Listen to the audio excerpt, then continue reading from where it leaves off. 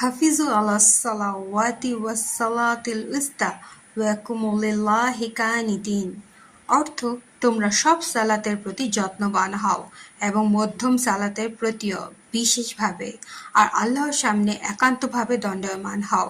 সূরা আল বাকারা আয়াত 2-3-8। হযরত আলী রাদিয়াল্লাহু আনহু যুদ্ধের ময়দানে ছিলেন। হঠাৎ যুদ্ধের মধ্যেই সময় হলো আসর নামাজের। তিনি খুব ব্যস্ত ছিলেন যুদ্ধের প্রস্তুতিতে, কিন্তু তখনই তিনি বললেন, আমরা জয়লাভ করি বা না করি, কিন্তু যেন আসরের সালাত কাজা না হয়।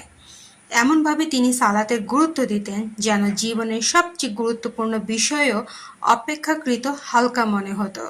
এরপর তিনি দ্রুত নামাজ আদায় করলেন যুদ্ধের মধ্যেই, কারণ তিনি জানতেন রাসূলুল্লাহ সাল্লাল্লাহু আলাইহি সাল্লাম কতটা গুরুত্ব দিয়েছেন এই মধ্যম সালাতের উপর।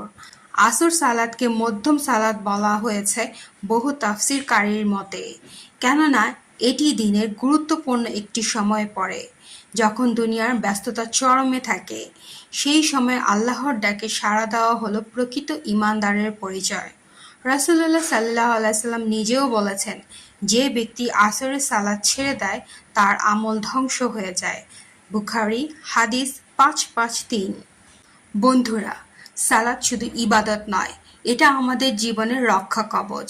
আসুন সব সালাত, বিশেষ করে মধ্যম সালাত আসর নিয়মিতভাবে আদায় করি,